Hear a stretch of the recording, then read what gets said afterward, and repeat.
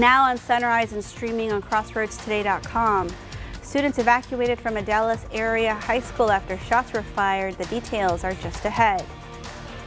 And tensions flare across town halls in the country from Georgia to Iowa. The emotional exchanges, those are coming up.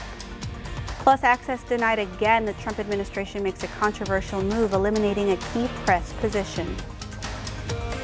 And this morning, we are tracking some areas of patchy dense fog around parts of the crossroads. But for us, we're going to continue tracking this low system that's going to be bringing us breezy winds today, warm weather, and the chance for rain. All of that in the weather coming up.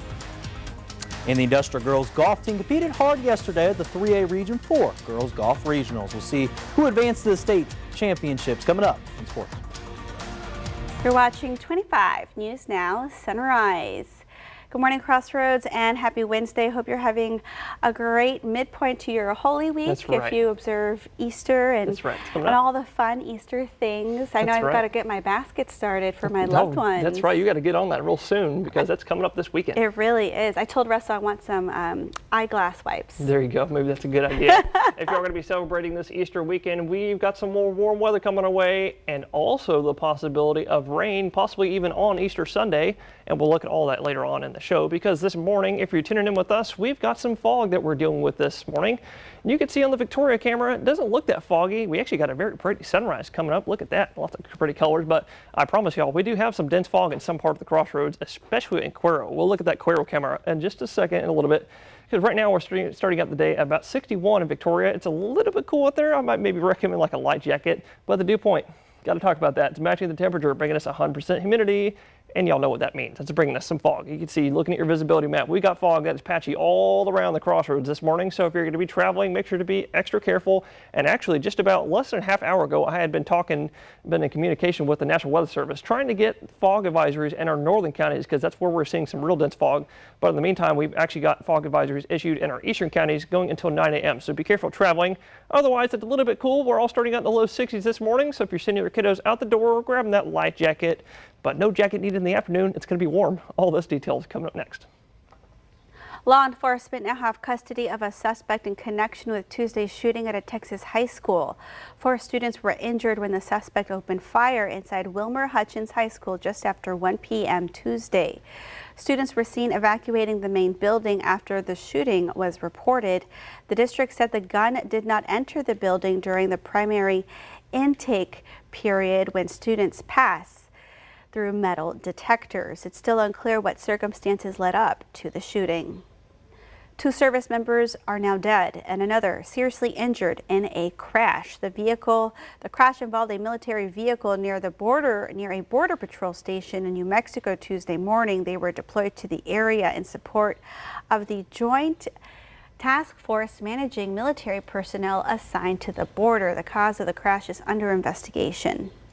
Chaos and anger boiling over at town halls from Georgia to Iowa. A senator and a congresswoman facing questions from voters about everything from tariffs to the deportation of immigrants.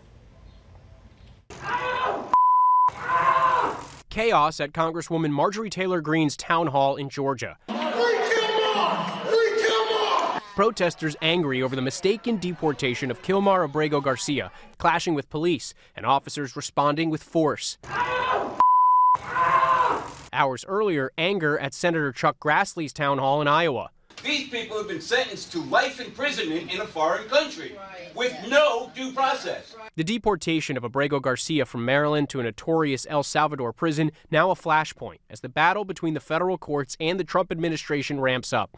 A judge now considering contempt proceedings, saying the administration has done nothing to comply with the Supreme Court's order to facilitate his return from El Salvador. Justice Department lawyers saying the administration is prepared to facilitate Abrego Garcia's presence in the United States, but only if he presents at a port of entry. They argue they cannot compel El Salvador to release him from prison, pointing to this statement Monday from El Salvador's President Nayib Bukele. I'm not going to do it.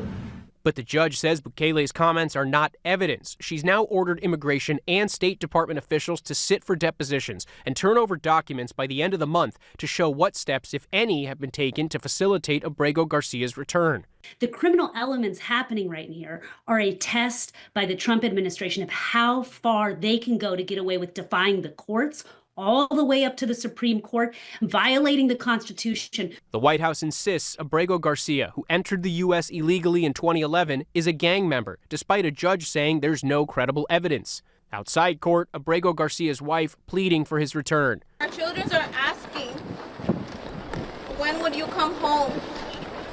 And I pray for the day I tell them the time and date that you'll return. But the White House says he'll never be back. There is never going to be a world in which this is an individual who's going to live a peaceful life in Maryland. Today, Maryland Senator Chris Van Hollen is traveling to El Salvador to meet directly with officials there and press for Abrego Garcia's release. Andrew Dimbert, ABC News, New York.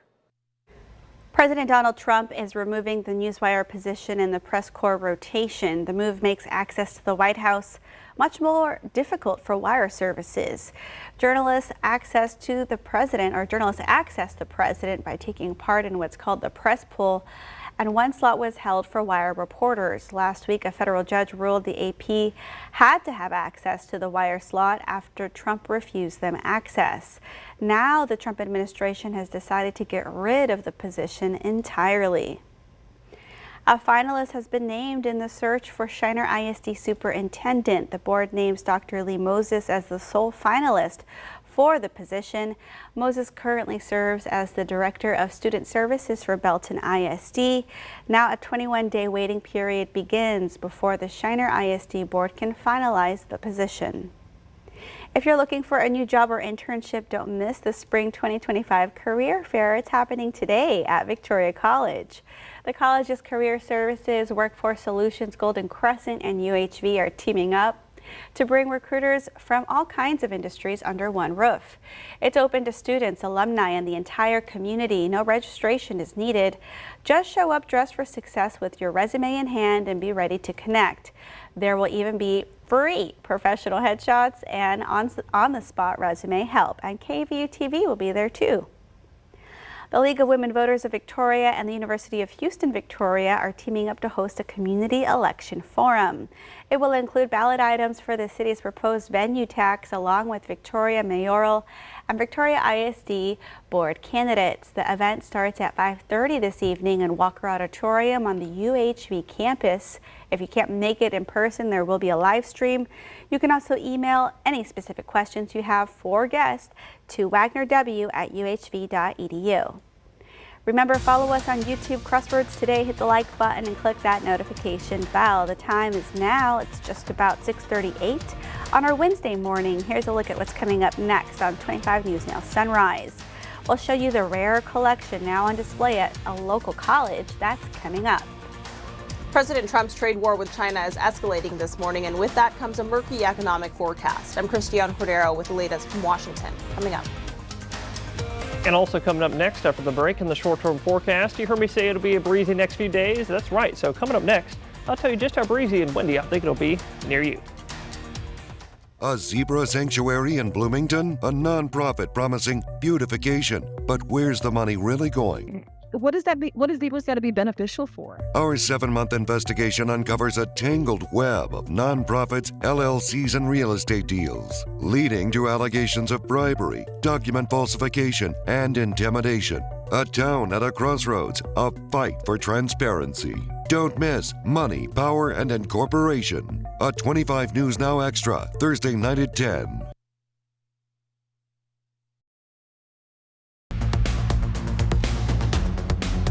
Well, good morning, Crossroads, and happy Weather Wednesday. You're looking live, and I promise you are looking live in Cuero right now. It just so happens that we are dealing with some very dense and very dangerous fog. And actually, I'm going to step out of the way, and you're looking at nothing but a very gray screen. You do see one little tree that's about 100 feet away. So we're talking visibility down to maybe 100 feet and right around Cuero right now in DeWitt County. So make sure to be extremely careful and cautious if you're going to be traveling this morning. Otherwise, the temperature starting out the day in Cuero is 62, matching the dew point temperature, which is bringing us the high humidity. And look at that, it just updated on me 100%. But I've been in contact with the National Weather Service all morning long, trying to get them to issue fog advisories in our northern counties. That is not the case, but we do have some in our eastern counties. That's going to go until 9 a.m., right around when the fog starts clearing between 8 to 8:30. So please be careful up until that point. But whatever fog that you do see out there this morning, that'll burn off just like it did yesterday morning, down to some partly cloudy, mostly cloudy skies in the morning time. But that too will be on the decrease all day long. down to mostly sunny skies. There was noontime you just saw right there.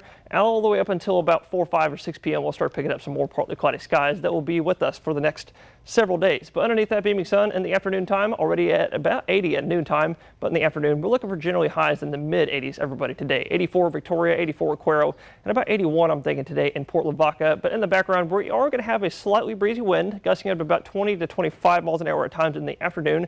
That too will be on the increase for the next several days, gusting up to 40 at times on Friday, bringing us rain chances this weekend, and we'll look at that coming up next. All right, Corral. So yesterday we had the final day of the 3A Region 4 Girls Golf Regionals held there at Victoria Country Club. And there, the highlight there, we had, again, Industrial and Goliad there at the events. And before the girls teed off there yesterday, I had a chance to speak with Industrial's Pacey Rowe and Breely Smith about how this team has worked together this year and what it would mean for them to go to state. Team really just we fully work together to get us to where our score normally is. We all shoot our average, so Kaylee, she's another senior, Shelby, she's a junior, Addison and Annie are our sophomores, and they really just they do it for us, and we all just stick as a team. The world to me because I work very hard in golf, and I would never imagine going to state for golf, so it really boosts my confidence, and hopefully I can show out at state too if I make it. Now the final results yesterday, Industrial finished 4th place overall as a team, and Goliad finished 6th place overall there as a team. And for individual results, Industrial's Pacey Rowe, yes, you just saw there just a minute ago, will be going to the state championship there. That'll be held at the Jimmy Clay Golf Course. And also congrats also to Yoakum's Emma Fling. She's also going to the state championship as well there in a couple weeks. This is Max Williams, 25 News Now Sports. Experience our digital streaming service, Crossroads Today Plus. You can stream our daily newscast and much more using your connected TV. Just download Crossroads Today Plus on your Roku, Amazon Fire TV, Apple TV, or Android TV. Search Crossroads Today Plus. The trade war with China continues to escalate, and the economic uncertainty is rippling across just about every American sector, from major companies to heartland farmers. This morning, economic turbulence is fueling an unusual move from a major American airline carrier. United says it will now begin to offer investors 2 profit forecasts. One, if the U.S. were in a stable economic environment.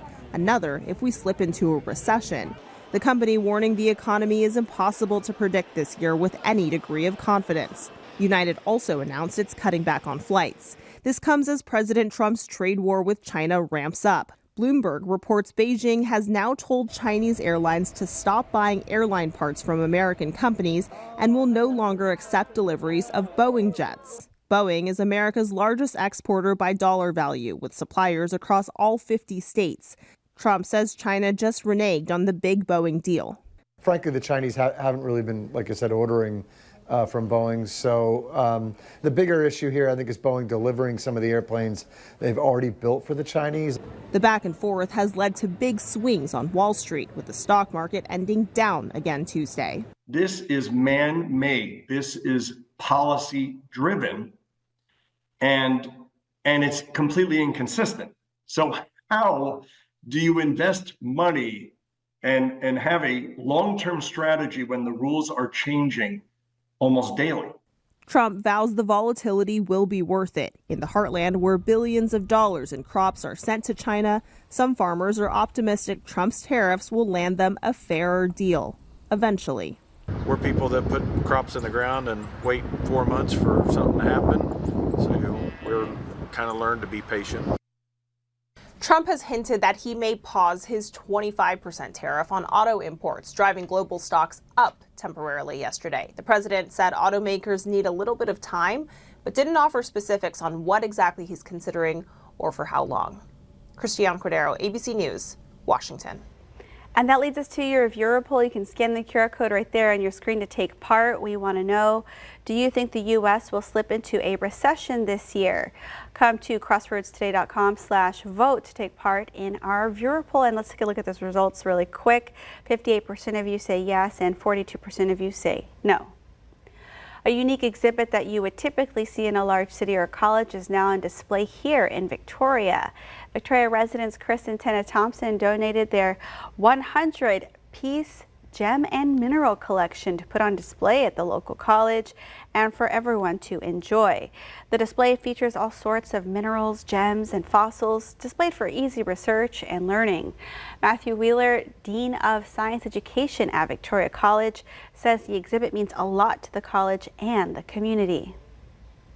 This really can change perspectives. This really gives people in a, I'll say, a rural community relative to how far of a distance you have to drive to Dallas or to Houston to potentially see anything like this. The Chris and Tina Thompson Gem and Mineral exhibit is located inside the college's Health Science building that's across from Citizens Medical Center on Red River Street. Hours are Monday through Thursday, 7 a.m. until 8 p.m. and Friday, 7 a.m. until 5 p.m. The display is free and open to the public.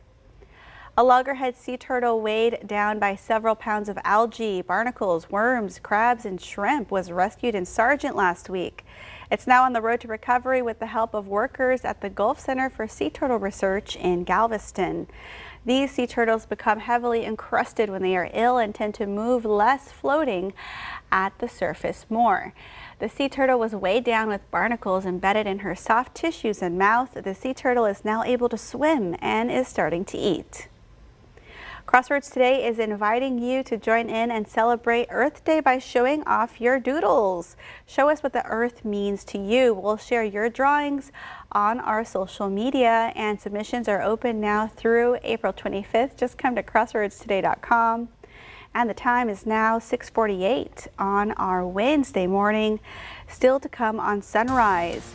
Former President Joe Biden isn't holding back, taking sharp aim at Trump, what he said and why it's sparking headlines. That's next.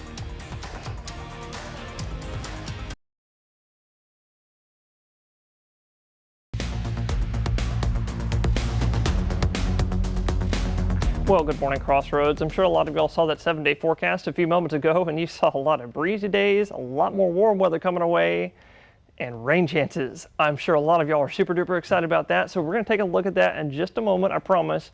But first things first, we got breezy winds that we're going to be dealing with over the next few days, and you're probably wondering where that's coming from. Well, right now is the time to answer that question, and that's actually going to lead me to today's weather poll. Today I ask you, what do you think causes wind? And it's a weather quiz. And here comes the answer. It looks like 10% of y'all still voting ocean waves are the cause of that wind.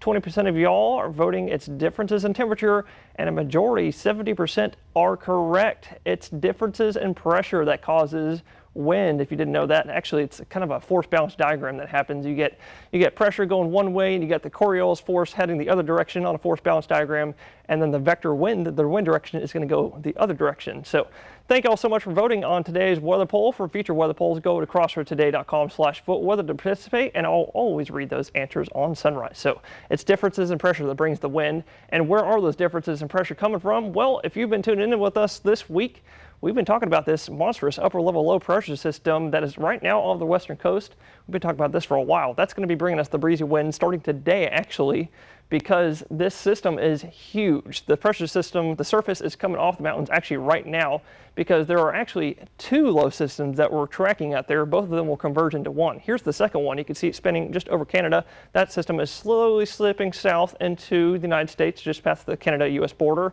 And like I said, those two systems will converge into one system over the next several days, next few days. And that one large system coming off the mountains sometime Saturday night and into Sunday morning will send a weak front through the entire state of Texas and / a weak dry line. We're not going to be affected by the temperatures, but that front will spark up some showers and thunderstorms, bringing us rain chances to 30% for Sunday. And we'll look at all that more later on Sunrise. In his first public remarks since leaving office in January, former President Joe Biden rebuked the Trump administration's approach to Social Security. Speaking at the Advocates, Counselors, and Representatives for the Disabled Conference in Chicago Tuesday, Biden said Trump's Social Security cuts were already putting the institution in peril for millions of deserving Americans. Rather than issue a robust criticism, Biden took broad aim at Trump's tenure so far, saying it has caused, quote, damage and destruction. The president signed more executive orders Tuesday afternoon, including one aimed at lowering drug prices. White House officials say the executive order is designed to lower prices for seniors and improve upon the Medicare drug price negotiation program. It includes efforts to lower the cost of insulin and facilitating approvals for generic drugs. Specifics of the plan haven't been released yet, but a White House official told reporters on a call that it will eclipse the savings the Biden administration achieved in the first year. Still to come on Sunrise, news to know before you go. Held captive for more than 2 decades, the man who set a fire just to escape. That's coming up.